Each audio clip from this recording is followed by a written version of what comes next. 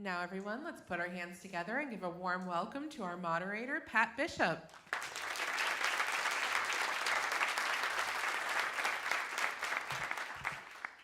All right. Hello, everyone, and welcome. Thank you to those of you who are here with us on campus and all of you out there watching it online.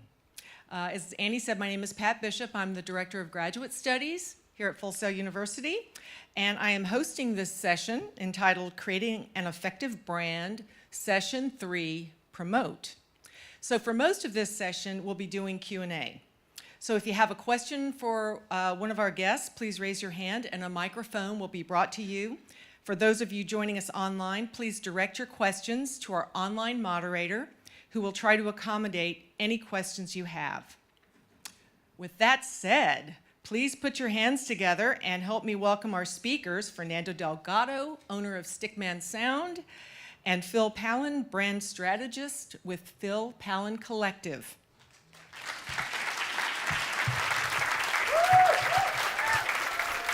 Thank you, Pat.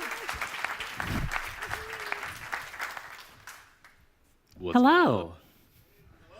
Hello. You knew I started out the same way every single time. Hello. This is it, though. This is session 3 of 3, how to promote your brand. Thanks for coming. Why are you so quiet? This is exciting. You picked a really good one to attend, but I mean, I'm kind of biased. I think they're all good because I did them. But no, I have had so much fun with you, mister, through this whole thing. Did you know that it was his birthday yesterday?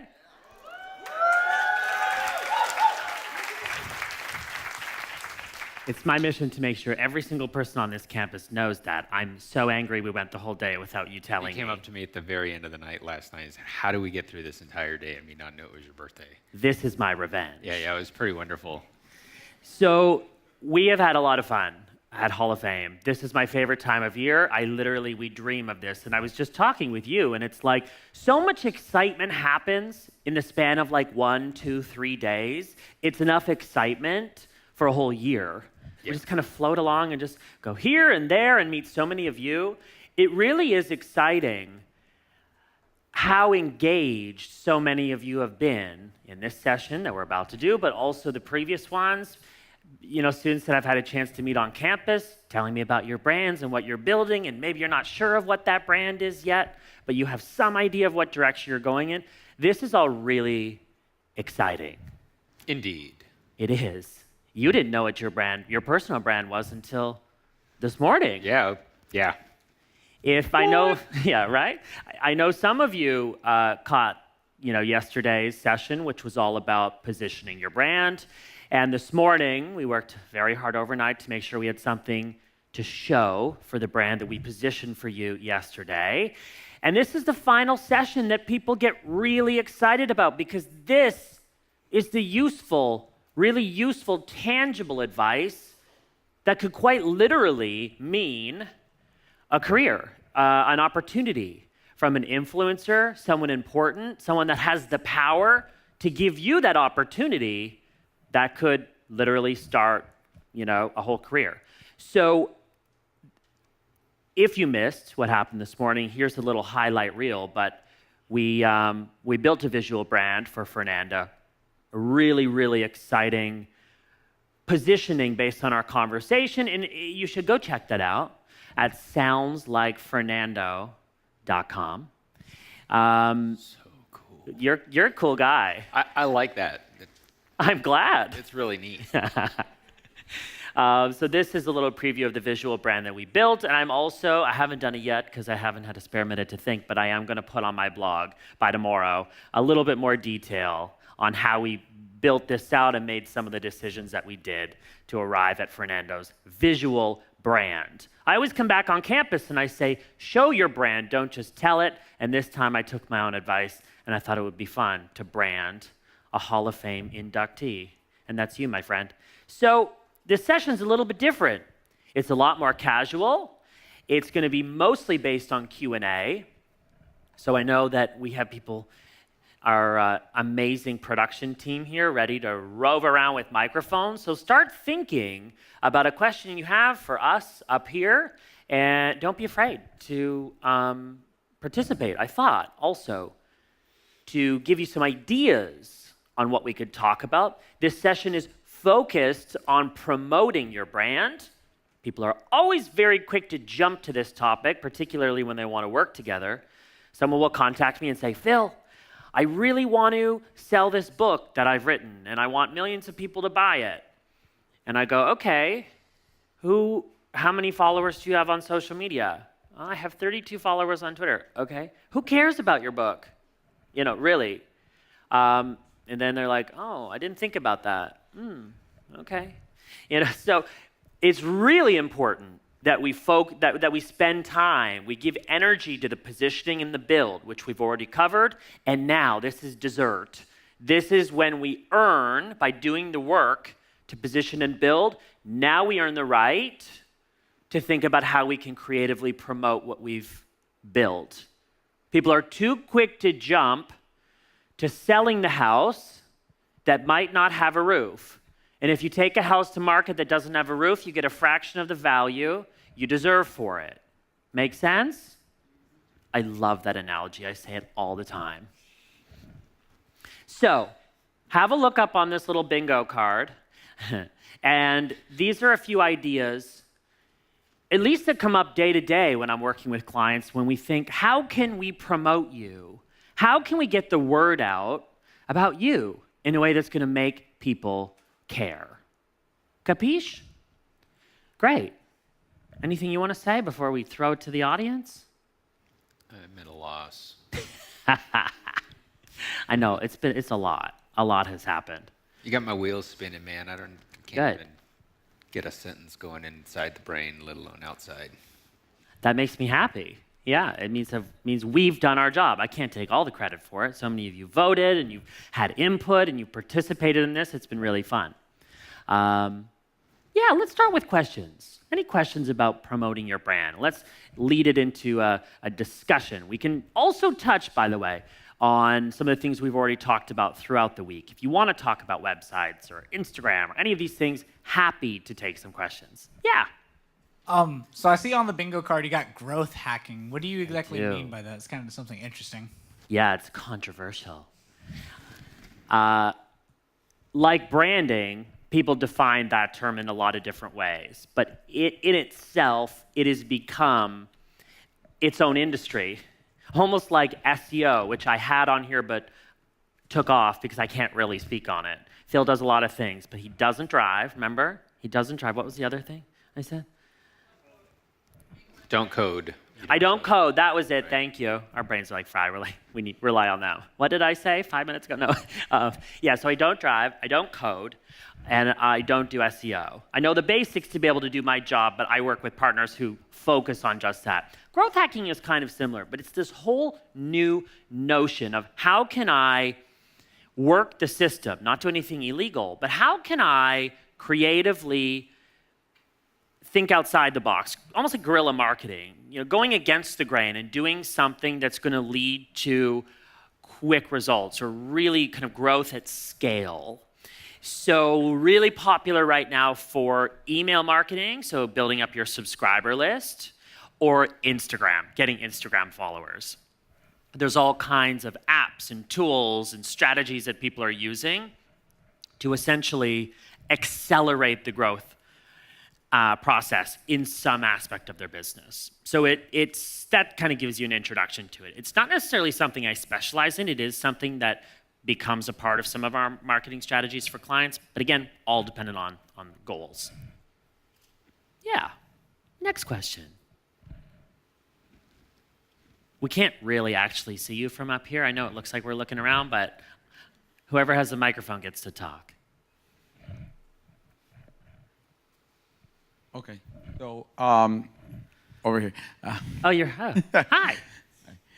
So, my question comes a little bit more from your trajectory. So, coming from a Sheen to a Seacrest to, an Access Hollywood, for those of us who are may have some experience or be looking to, start our own consulting or creative brands, how did you promote yourself to to just overcome all of that, because it's one blow after the other, and you were still able to come out on top. And so then how did you use the promotion of that first success to continue to build you up to the Phil Pallen Collective and all of that, where you are now? I know it sounds fancy, doesn't it? But even asking that question, it almost causes me to pause and reflect and go, oh man, I guess this really has grown. Because it really does feel like yesterday that I was a student, I was attending these sessions. It wasn't yesterday, it was 7 years ago. But still, a lot has happened in a very short period of time. And certainly, had you asked me if I thought I would be doing any of this, I think I would have said, hopefully, but probably not, you know?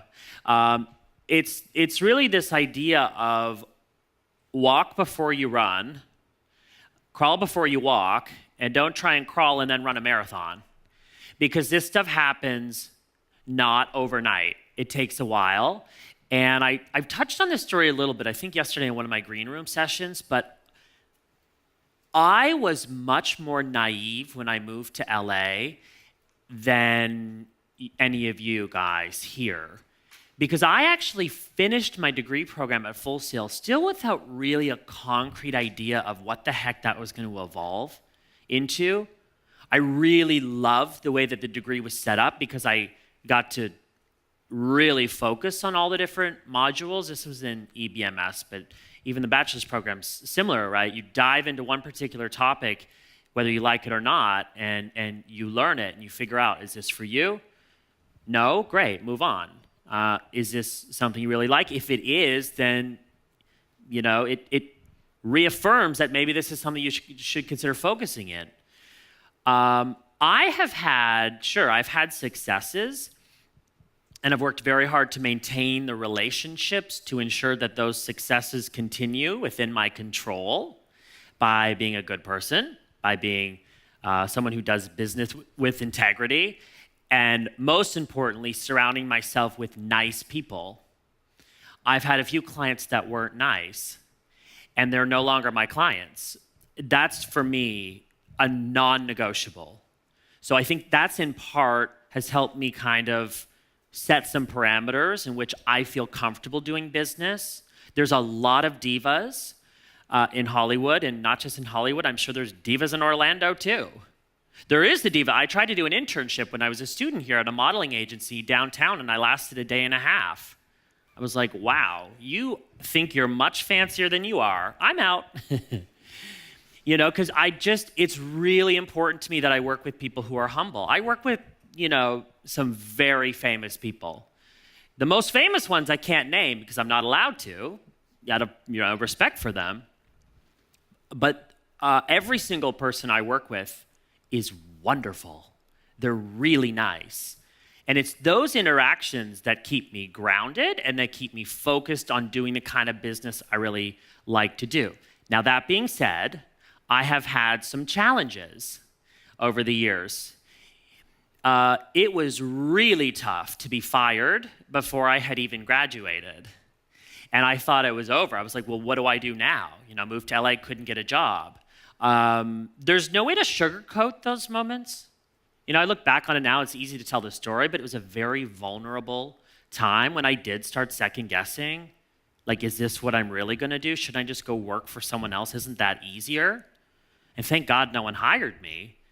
But I tell this story because it shouldn't take national media coverage from an internship competition to reaffirm that it's okay for me to focus on that. You know, so I'm thankful that everything happened the way it did, and you will be too. But it doesn't necessarily get easier. Your responsibilities continue to grow. Yes, you'll make more money. Yes, you'll have more freedom. But then you'll have more than just your own problems to deal with that land in your lap. And that's not fun, always. Sometimes it is. You know, to call the shots, to jump on an airplane and do whatever you want. I'm going to England on Friday, and I don't even really know why. But at the same time, I've got people that I pay that make a living, and I'm a big part of ensuring that that happens. It's a lot of responsibility. I have had recent challenges involving press and involving people that tell their own story that might not necessarily be true at really quite a big level. But this is the nature of the game. You kind of have to step back and go, is there something positive in this? I feel the negative is right there glaring at me, but there has to be something positive. The fact is, I'm doing a job that I really love to do. I get to come back to Full Sail and hang out with students and sit on stage and talk and eat really good food and drink a lot of wine and see my very favorite people in the world. People keep saying to me, thank you so much for everything you do. Don't thank me. Right. Like, it's not hard. You know, Yeah, just have come you back seen and who I show got to up. have dinner with? That's enough. So I think it's just finding a way to continue to be positive. Not if, but when you're challenged. Grit.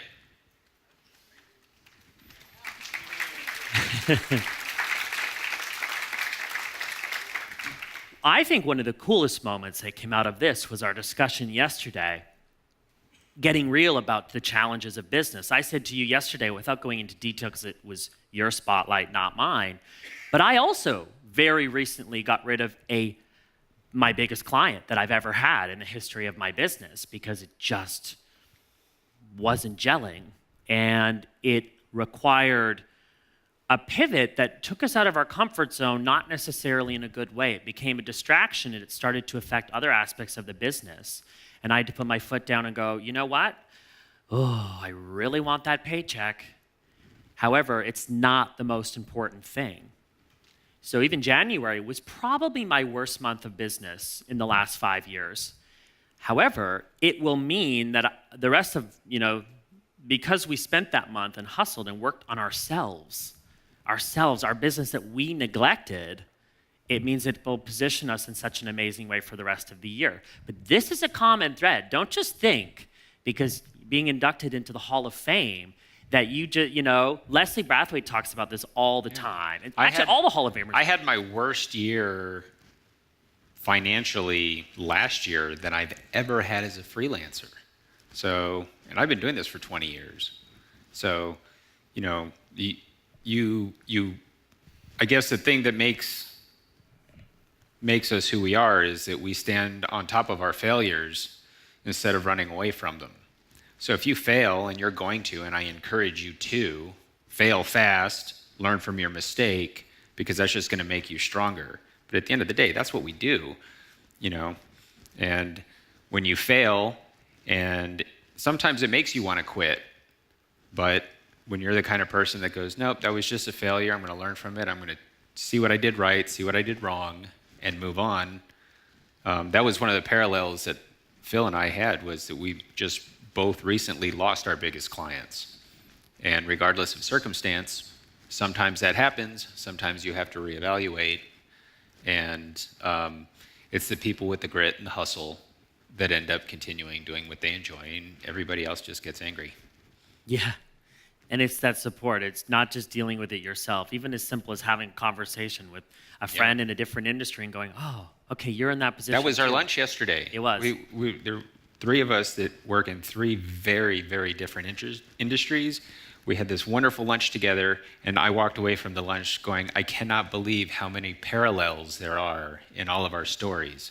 It actually doesn't matter what we do to make a living.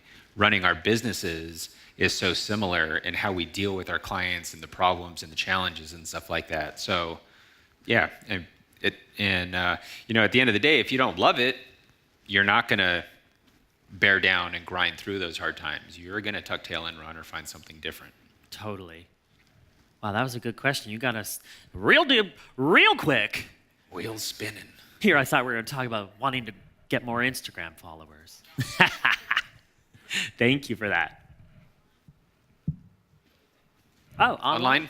Yep.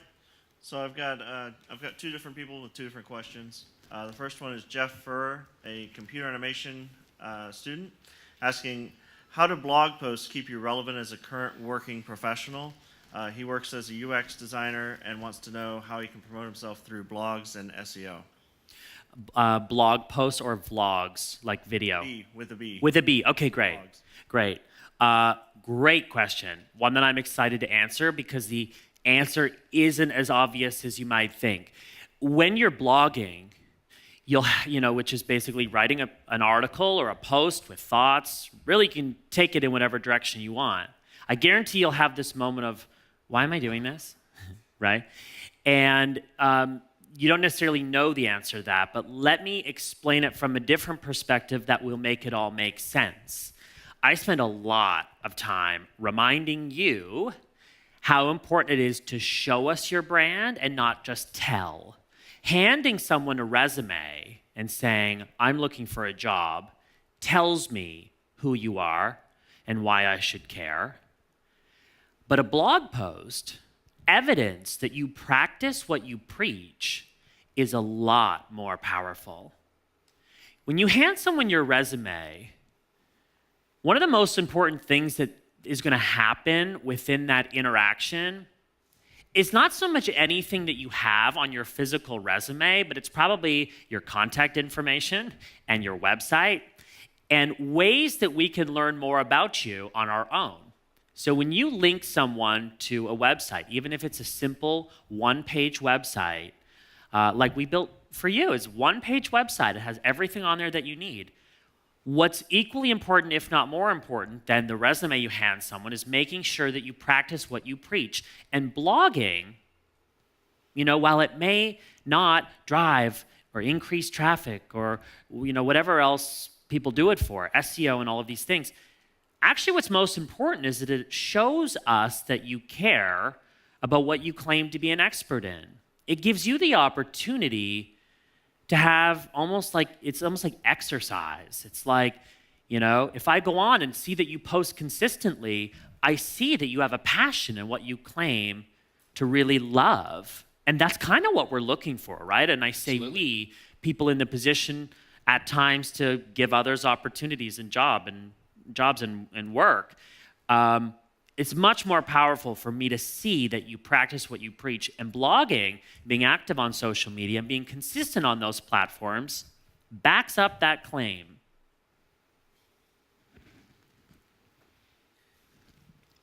So I have one more from Savad Williams, an audio production student, asking, how do you juggle multiple hats successfully when creating your brand, as in you're doing it yourself? Graphic arts, creating content, social media marketing, etc. Yeah, welcome to the life of entrepreneurship. Yep. Juggling lots of hats and looking great in all of them. Yeah, that's the nature of the game. And that's the challenge and the fun part is that unlike a 9-to-5, a job description and a salary, you don't get the luxury of doing the same thing at the same time every single day. You kind of have to do a little bit of everything. I would say, at least when you're starting out, even if you don't think you want to be an entrepreneur, but you fall into it due to the nature of the way you are, the way that some of us are wired, the tangible skills that you have, that is what can set you on that trajectory successfully. The ability to multitask, the ability to take on a project, for example, for a client. And when you're starting out, you might not even be making money for that, right? The ability to take on a project, deliver what they need, but over-deliver and start to build that trust and become invaluable, that's where multitasking and having such a diverse skill set becomes really useful. I want to share one example of a student that not long ago was sitting in one of these chairs. She was very outgoing, and she has a big personality. Anyone who knows her knows who, you know her. Her name is Dia Morgan. Did anyone know Dia? She was here not that long ago, but she's a songwriter. She is unique and amazing and positive and fearless.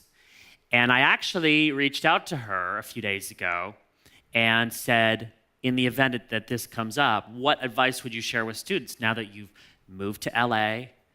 I made an introduction with a very good friend and client of mine named Judy Stakey, who signed Sheryl Crow to her first record deal, worked with Katy Perry, all kinds of people.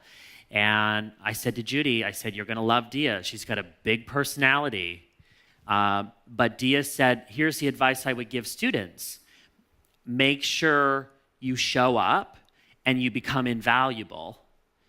Make it hard to be replaced.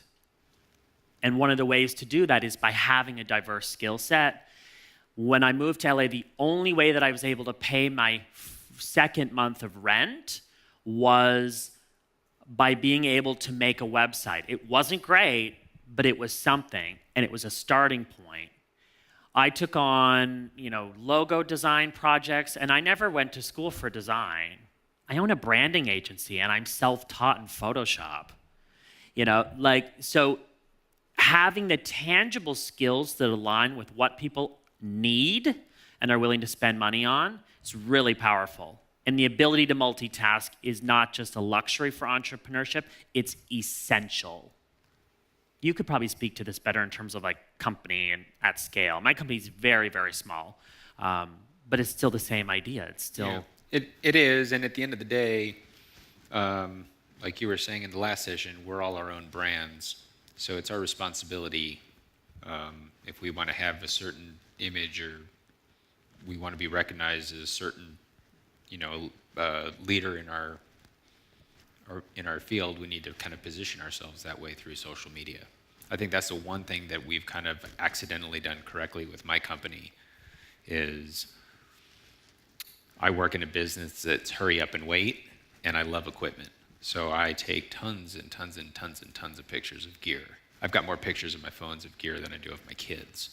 So I post those. They're out here somewhere. Are you sure you want to admit No, that? they're actually on a tour right now. Okay. But I post those on social media. I have for a long time. And what's starting to happen now is clients are calling us in for work that we've never actually done before, but they're contacting us and say, hey, we found you on social media. It looks like you know what you're doing. Would you be interested in, we know this isn't your wheelhouse, but would you be interested in doing this or that or whatever? So we've been getting new clients by accident just by being consistent on Instagram. Oops.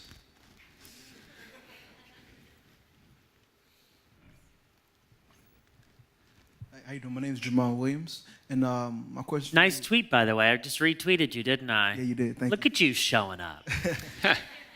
So my question for you is, when I'm on social media, I see Instagram app posts for promoting your work. So when would be the appropriate time to use those tools to, start pushing your brand out there? I think you could start now. Yeah, there's kind of this assumption that, well, I have to wait to graduate before I become a real contributing member of society. And actually, you don't really need to wait. Some of this, I love when students preface, well, I just started. I'm only in my second or third month. I don't care, You don't need to wait. I mean, start now. The quicker you learn the chops to kind of communicate who you are, your brand, and why people should care, the faster that evolution will happen even before you graduate. So I think start now. Start experimenting with all the different kinds of apps and tools you can use. And what I'll remind many of you is that the skill set that comes along with many of your generations and age and comfort level on social media, these skills are directly able to be monetized. There are people in this audience that I could learn Instagram tips from, and so you can make a business out of that. And don't wait for someone to give you permission to do that. Or if you do want to wait, then let me just do it now. I give you permission. So I would explore it now and get, if it's exciting and it's something you're passionate about, then do it now. So that by the time you graduate, you're well ahead of most people that are just then starting to think about it.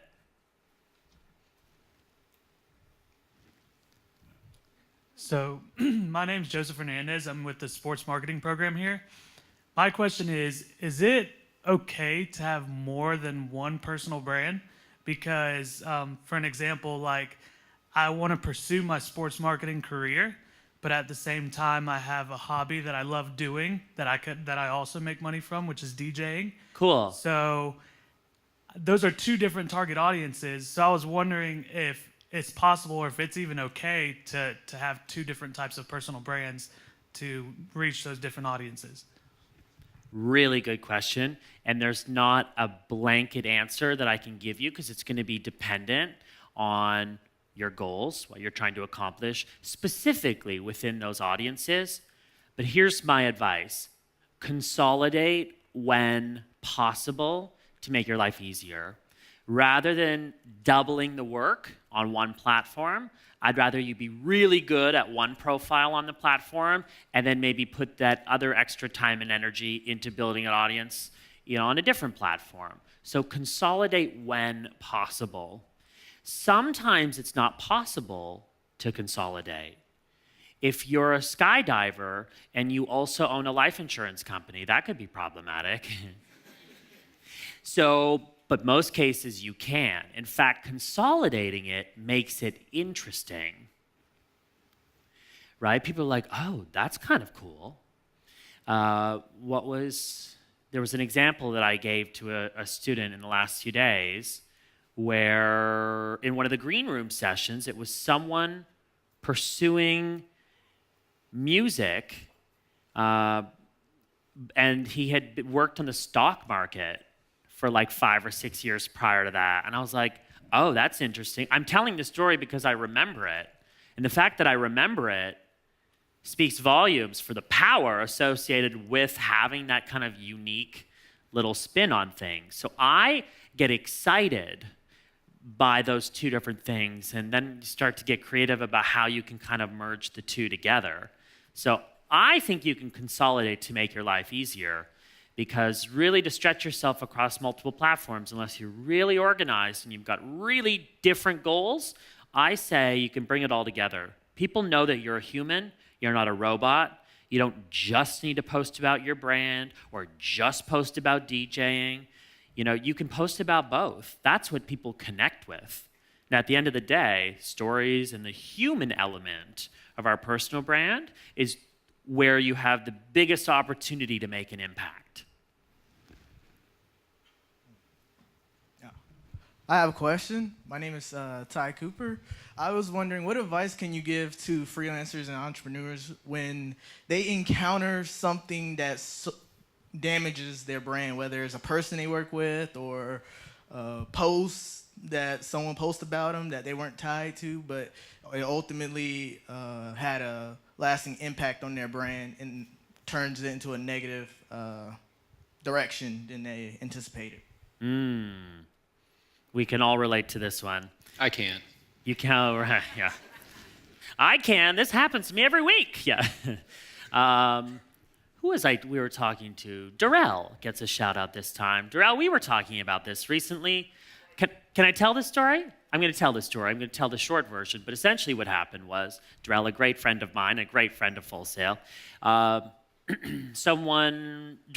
works in music. And he works and manages artists. And someone accused him of being a scammer on LinkedIn because Darrell said, in a very organized way, here are my services, and here's how you can engage with me professionally. And this person expected to get that for free. Yeah, and I encountered this early on in my career when I decided to focus on working with TV hosts. I talk about eventually pivoting from that because I'm really excited by working in a lot of different industries. But part of the motivation behind that was that I was sick of trying to target an audience that didn't want to spend money.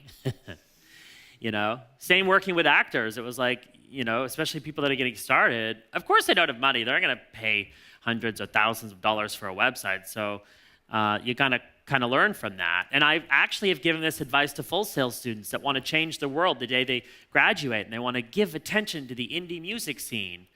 Well, babe, I want you to be able to pay rent too. So let's give some consideration to how you can target an audience that's going to help you grow. It's not just about money. There are things that are much more important than money. And I thought that money was the most important thing. But really, I think freedom and passion, those are more important, and money follows if you put the time and energy into something you really love to do. It's, as I said originally when we answered that question, about how do you deal with the punches, you're going to get punched. So I think a big part of it is attitude and having a support system to lean on in those moments of vulnerability. You know, there's a lot of mean people out there that will try to bring you down selfishly if it helps them get more attention. It's very cutthroat. There are a lot of mean people. So you need to be ready to kind of rely on your positivity, your attitude, and your outlook to stay positive and to persevere, but then also not just do it on your own. Have people you can call, you know, people that you know are going to help you and give you some ideas to think about. I'll give one example. When I got fired from the internship position with Ryan Seacrest, I hadn't even left Full Sail yet, and I called Pat Bishop. I called Pat at it was like 9:30 p.m. on a Friday. I said, Pat, I have no business calling you right now, but I really need to tell you what's transpired today. It'll be really funny in a year from now, but it's not funny today. I got fired before I even started. And the reason was because I generated a lot of press, media mentions that had Charlie Sheen connected to the internship competition and Ryan Seacrest's squeaky clean family brand connected in a bunch of articles that they had no control over. They're like, who's this punk that hasn't even started working for us yet, and he's already giving us headaches? So it was out of my control, but it was really upsetting. It was my dream, right? You're here for years, and you get the opportunity to do what you really want to do, and then it's like, nope. At least if it's something within your control, you're like, damn, I messed up, but in this case, I didn't. You know, it was completely out of my control. And so those moments will happen. They will happen, and they will happen often. And you'll have moments of like, oh, but I think to rely on that support system and to remain positive, find the positivity in it, will hopefully get you through. Yeah, it's how you react to the situation, not the situation itself. Great question. Great. Hi, Phil. I have a question about personal branding. I'm currently in EBMS and working on developing a personal brand. And I've made the mistake of putting myself out there with not really the truest image of who I am and what I do. So if I'm trying to, because of the advice I've gotten from other people, I put myself out there as a more squeaky clean and professional, business professional person that can be relied on like that. And I'm a little more carefree, rock and roll, but I still like to get my stuff done. So do you have any advice on having integrity with your brand and really like not putting yourself out there as something other than what you are? Yeah. Oh, I got an opinion on that and all kinds of things. But that is a really good question that I think is relevant for this audience, for Full Sail. You may have profs or instructors that say, don't post this on social media. And to some degree, it's true. There are things you probably shouldn't post because people like me that might want to hire you will find them and decide before even talking to you that could make or break it. But that being said, what I think is even more important than that is doing exactly what you're already doing. You've already shown that you're auditing yourself. You are increasing your own self-awareness. That's exactly what you need to do. If you're rock and roll, it's kind of more memorable than being squeaky clean and perfect. It kind of makes you look like everyone else. So actually, I think that's really cool. I think there's an opportunity to strike a balance between edgy, rock and roll, and professional. The sentence that you said, even when you were introducing this topic, I think could go straight on your website. I'm a little rock and roll, but I get my work done. You know, or just kind of write that down and workshop it. And that should be on the homepage of your site. So it's just, you're already doing what you need to do. There's nothing I can tell you that will, make it better. You're already doing it. So just continue that auditing process, not just in terms of what you think in your own head, but doing what would be the equivalent of market research and asking people around you. Some of the questions that I asked Fernando yesterday when we were doing the brand audit are questions that you can ask yourself, write the answer down yourself, but then go and poll people around you. Say to your friends, some that know you really well and some that maybe don't, How would you describe me in 3 words? Here's an idea. Here's an interactive activity. You could post on Facebook right now. Quick question for you. How would you describe me in 1 word? Go. You'll be amazed. You'll get at least 50 comments before the end of the day because people want to weigh in or say, I'm working on a school project right now, or just make it up, How would you describe me in 1 word? Do some market research, and the more people you ask, the more similar responses you're going to get, and that's, again, taking inventory of not only your own perception, but what others think about you. All right. Right. Hi. Oh, yeah. Hey. Yeah. I moved seats. You moved. Sorry. I know, yeah. Oh. You're supposed to be sitting down here. I'm sorry. Yeah. I got to the line late. Anyway, so earlier, like 2 questions ago, we had mentioned you have to roll with the punches sometimes. It's just going to happen. What advice do you have if you plan on using those punches as your marketing campaign? Because I have an idea for something that is going to be controversial that I'll release in the future, and it's going to be a very hard line to walk without falling off of using the controversy in a good way to make it, mainstream media, but also not disrespectful to what I'm trying to do. Yeah. It's a balance, and I would lean on people around me just to make sure you're not crazy, right? You've got this idea, and you're like, wait, I should probably just double check with people that you know and trust. How does this sound? Get some honest opinions from people that aren't afraid to hurt your feelings in case it is a wacky idea or a bad idea, or something that's going to be offensive if it's controversial. Well, what you've described is what I do with my own career. I tell you the story about how I got fired from Ryan Seacrest. It is controversial. It makes you pay attention. In the moment, it was very stressful, but now it becomes part of my marketing, right? I include that in my bio, in my pitch, when I go to submit to speak at a conference and get paid money. The fact that it's quick and it's snappy and it's interesting and it's not, I got hired here and then I got promoted. It was, no, I got freaking fired. It's controversial. It grabs your attention. It's totally something you can integrate into your marketing. So I would say just ask people around you before, just to make sure that, get some input, some constructive criticism and feedback before you put it out there. Because once it's out there, it's out there. I think about that woman who sent a very offensive tweet and then got on an airplane with no Wi-Fi for 8 hours and woke up to she was fired. She had all kinds of retweets on something that she had posted that I think was racist or it was super offensive, and it ruined her life. Because once it's out there, it's out there. Even if you delete that post, someone took a screenshot of it, it's out there. So you just want to make sure, that you're feeling good about what you put out there. So my name is Mustafa Barakat, and put your hand up. I don't know. Oh, you're right here. Oh my God, you're right in front of me. So my question is kind of a 2-parter.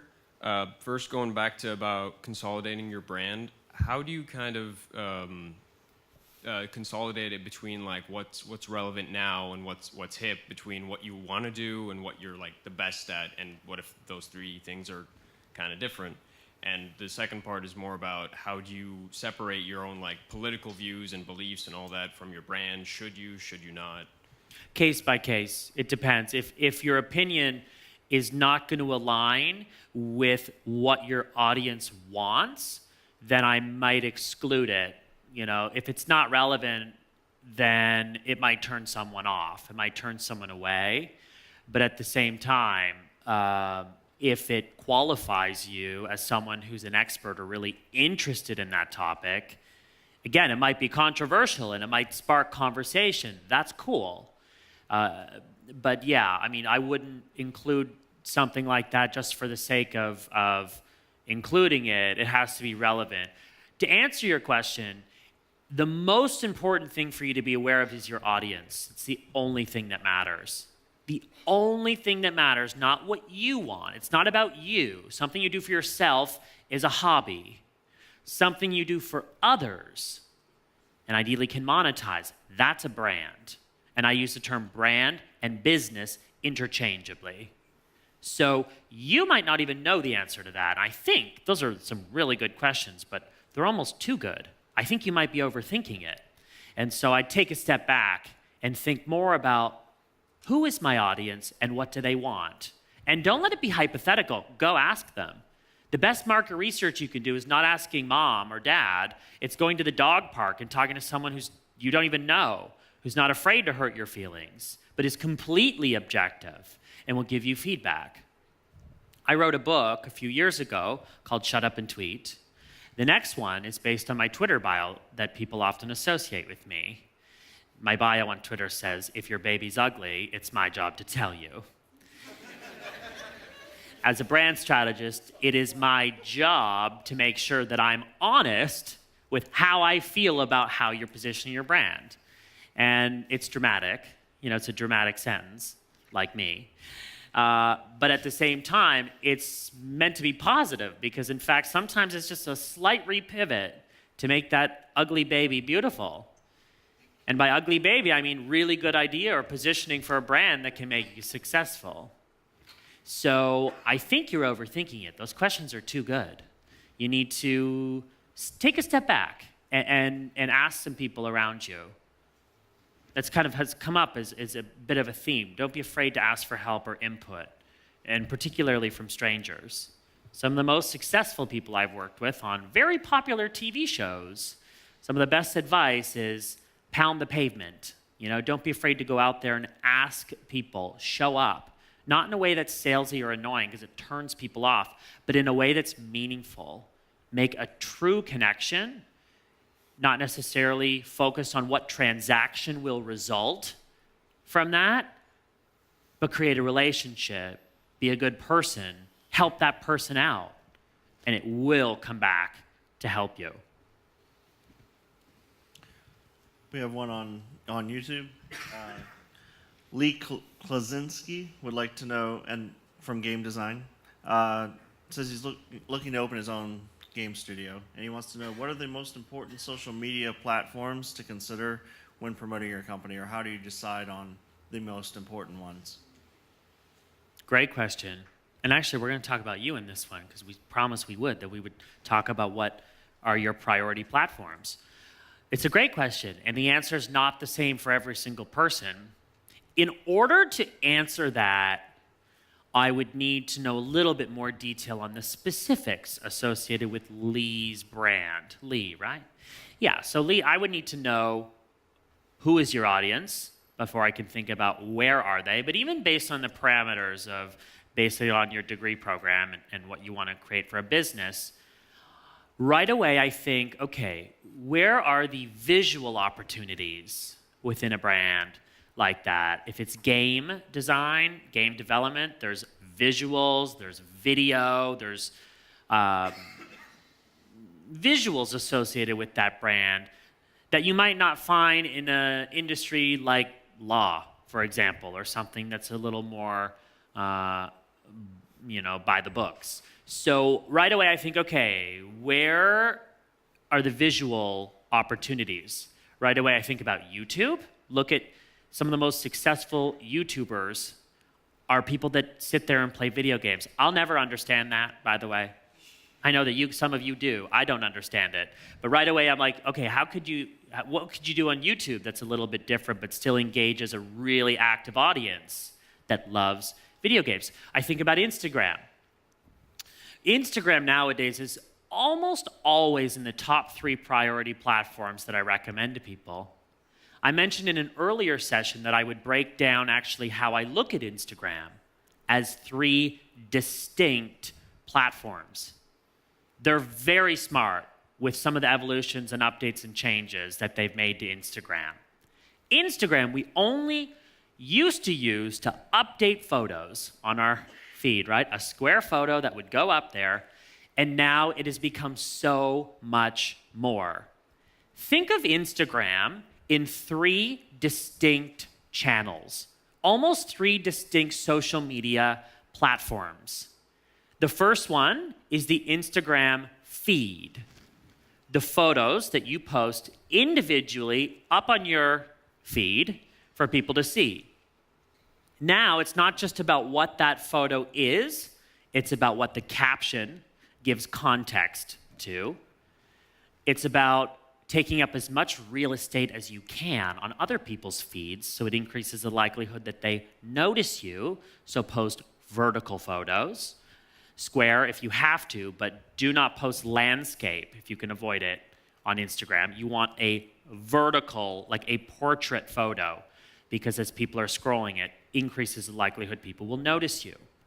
And it's not just that individual post, it's how that post interacts with everything else. I'm going to give you an example. I'm actually going to close my Keynote and open up Instagram and give you an example. I'm going to be selfish and give my own platform, my own feed as an example, because I've been working very hard on this. If you go to my old posts, it's a hot mess. But even for me, I'm like so quick to give others advice, and I was like, hey, maybe you should take your own advice. Starting in January, I thought I really need each post that I put out there to be able to live and coexist well with the others, not just choosing every other color under the sun. I by no means am a pro at this, but I'm showing you that I'm trying to get better at it. Little things like making sure the colors match. So look at my last 3 posts. They kind of all live together. That's intentional, right? So not just what that photo will communicate and say in the moment you post it, but more importantly, how it coexists with everything else. Your feed is a mood board as well. It's a landing page where people very quickly want to get a sense of who you are and why they should care. So you've really got to work hard to curate the aesthetic. Decide on a color scheme, decide on a filter, decide on a system that will help you put your best foot forward. And be picky. The best generation of Instagrammers are teenagers right now. A lot of them curate their channels where if a post doesn't do well, they delete it. You know, there's people who've been active on Instagram for years and only have 7 or 8 posts. It's amazing. We as marketers are learning from young people that are innovating this. So that's the first distinct platform on Instagram is your feed. It should be curated. It should look good. It should put your best foot forward.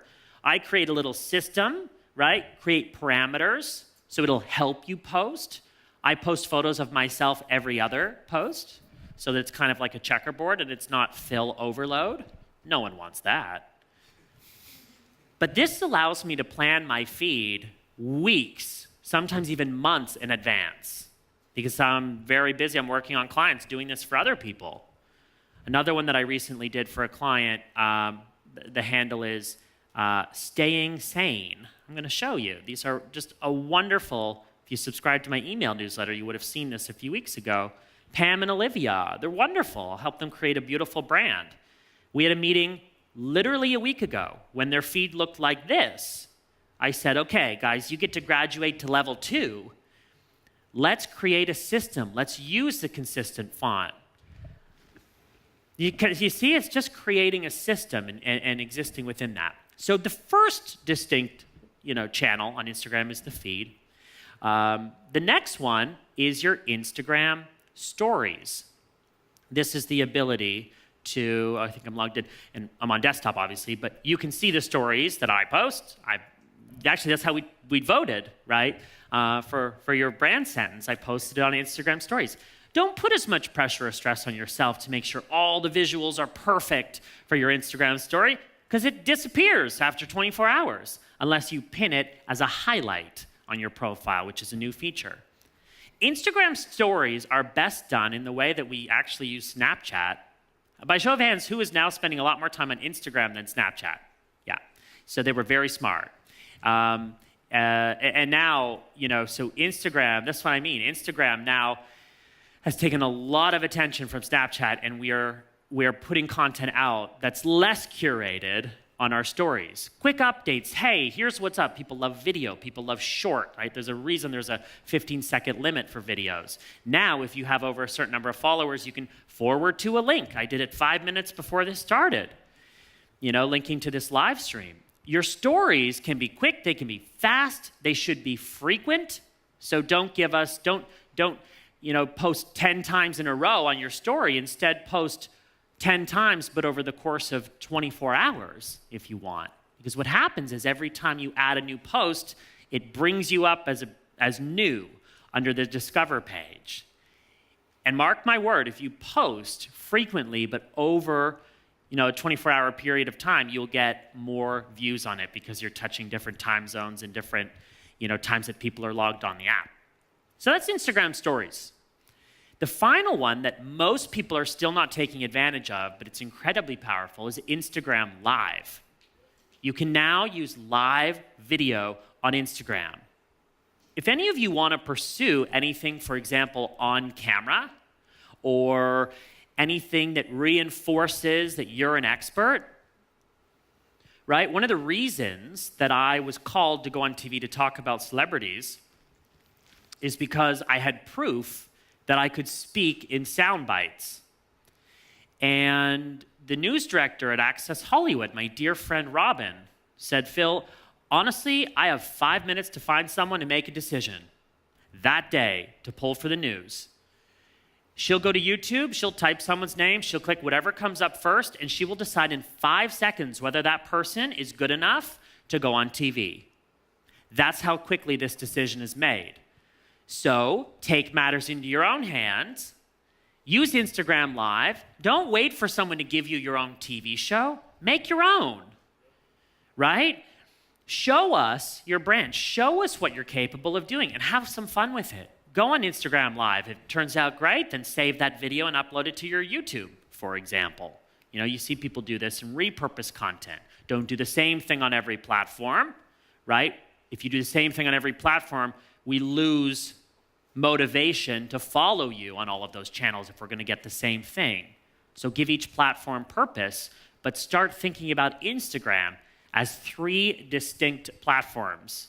It takes a lot of time to do it well, and it takes practice, and you're not going to do it well overnight. But certainly you can start now to make it better, better, better, better. Does that make sense, thinking about Instagram in 3 distinct channels? Let's come back to you now that I've explained that one. That's an important one. It's come up over the last few days. Your 3 priority platforms. What do you where do you think of right away in terms of spending time that would make sense to find an audience? Well, my current platform of choice is Instagram. Yeah. And it has been for a long time. I never got into Snapchat, so I'm glad that you guys aren't using it anymore. Maybe Facebook, I don't know. Yeah. Possibly LinkedIn. I was going to say LinkedIn. Because now after the discussions we've had, there is an opportunity to target yourself more professionally in terms of that audience as a strategist. So, and I don't mean LinkedIn in the way of, spending ads. Advertising on LinkedIn is so expensive. The beauty of Facebook, while we can all criticize it, it still is a very powerful tool for advertising without having to spend an absolute fortune to access a targeted audience. Facebook is good for that. It still costs money, and they're making it more and more and more difficult every single day to get in front of a targeted audience and to make sure that people see your posts, but it still is possible after some A/B testing and just figuring out what that formula is to get you in front of the people that you want to be in front of. But actually, LinkedIn is a really amazing, underutilized search engine. If I'm on LinkedIn, I spend 90% of my time in advanced search on LinkedIn. It's like Google, but better, right? Think about something you might have in common with someone else who is that key player, that influencer, that potential client, that gatekeeper. I'll give you an example. Graduating from Full Sail. There are very, very successful graduates roaming this campus right now. And the people who decided to take this week and go home on vacation because there are no classes are really dumb. They're really dumb. And they probably won't work in the entertainment business. But everyone who showed up and actually used the opportunity to meet people that you would have a very hard time meeting. I can't even, some of these people that come back for Hall of Fame, this is the only time of the year I see them because everyone is so busy. Yep. You know, those are the people that will work in entertainment because everyone else wants to, work, but you have to take that step. But LinkedIn is a wonderful resource to find people who know people, right? Second and third degree connections. All you might need to do is ask a friend or a contact for an introduction. We're doing this right now. We're going through my LinkedIn, pairing it with my travel schedule, upcoming travels. My business partner's like, why do you travel so much without going on business lunches? I always find time to party and hang out with my friends, but I should probably work too. But she's like, you're not going on another trip without going for breakfast, lunch, and dinner meetings. I've been getting that a lot too, because I'll go to LA for 3 or 4 days for a show, or to New York for a couple days for a show. Yeah. It's like, no, you need to stay for a couple extra days. Right, and we're close to it though, but to have someone kind of, remind, it's true, but LinkedIn is an amazing platform to find people that you want to connect with, not necessarily knowing what that transaction might be, but someone you just want to know. You want them to know what you do and how you do it, and vice versa. Maybe it's a sorority or a fraternity that you were in your undergrad, and that's something you have in common with someone. Or maybe it's the same hometown. There's all kinds of things that you can find in common using information that people list on their LinkedIn profile. Use that as the most amazing search engine. So I would say LinkedIn, Instagram, and Twitter is still for you. There's still a lot of business contacts, and it's quick and it's easy, and you can access a targeted audience without having to spend money at all. I have a book about that in case you're interested in knowing more specifics. I'm not going to read it all to you right now, like story time. You can go and read it yourself. I want to give another shout out, actually, to, speaking of books, a very good friend of mine who has built a very captivating, engaging brand as a digital nomad and a Full Sail alumni. She just launched this book, because I was also going to say maybe YouTube. Andrea, she is amazing. She was a student here a few years ago. I'm jealous of her travels. She's like in Panama, South America. We still haven't met up, but she and I are going to meet up and create an online course together, which is going to be really cool. But she just wrote this book because people are like, Phil, I want to write a book. A few of you have asked me that over the last few days. I'm like, great, go and write it. So many people want to write a book, but then don't actually do it. So for the people that actually do, you don't need a publisher. You don't need permission from me or from anyone. Use a service like CreateSpace to self-publish, right? Darrell, you wrote a publication recently. You were inspired. And so it's just, go and do this. You want to know how to write a book? Do you guys want to know how to write a book? I wrote this book in 2 months. Because I was speaking at the California Women's Conference in 2014, and the founder said, Phil, you're going to come speak at the conference, but you have nothing to sell. You need a book. Go write a book. And I was like, write a book? I don't even read books. I don't. I have such a short attention span. I hate reading. But I was like, okay, I'll write a book. So we thought, what am I going to write a book on? Right? And then you're like, oh my God, you want to go in all these directions. At the time, I was in LA and I was teaching TV hosting classes. They brought me in to teach social media and brand strategy. I went back to my students and I said, what's the most useful thing that I have ever taught you? And the most common answer was the 4 tweet types that some of you may know because you've read the book or attended seminars that I've done at Full Sail. People said the tweet types. It finally makes Twitter make sense. So did I really want to write a book on Twitter? No. Who wants to write a book or read a book on Twitter? But my audience wanted me to do that. And so that's why I did it. And I wrote the book by writing down 100 questions that people ask me on this topic. Every single one of you in this room right now could write a book. Write down 100 questions that people ask you on a topic and answer them. If you don't like writing, great. Talk. Dictate it. Use a service like Rev moderator.com, where it's a dollar per minute to transcribe, a dollar per minute of audio to transcribe. A human will transcribe those thoughts and write it out. All of you can do this. You'd be amazed. Answer 100 questions that people ask you. And the book has literally written itself. You can self-publish it on a platform like CreateSpace. Don't wait for people to give you an opportunity. Go out and do it yourself. There you go. I'm getting bossy up here. So I think, do I have any other questions? No? Yeah? Probably have time for like one, maybe? How are we doing for time? Yeah.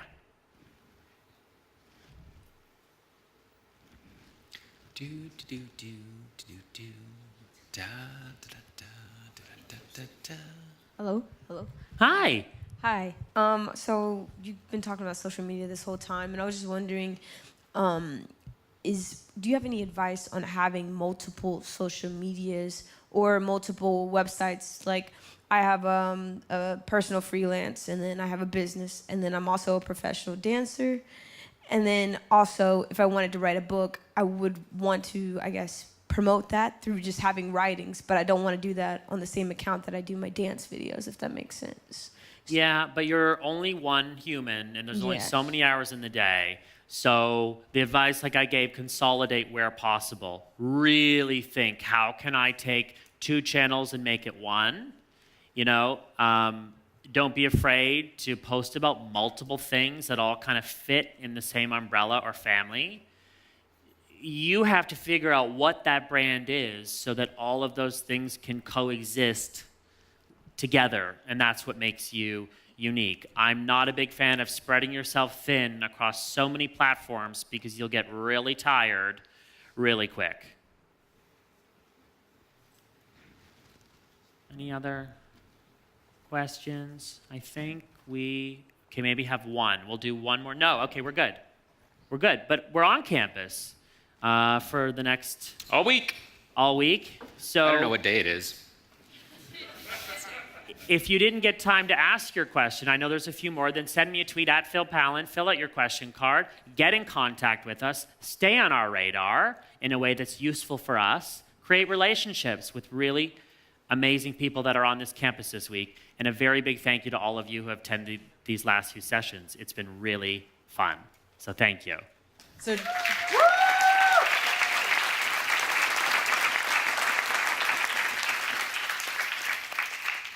I want to thank you all for attending this session, and a big thank you to Phil and Fernando for sharing so much amazing information and just sharing their time and their expertise with us. Our pleasure. Yay. Yay!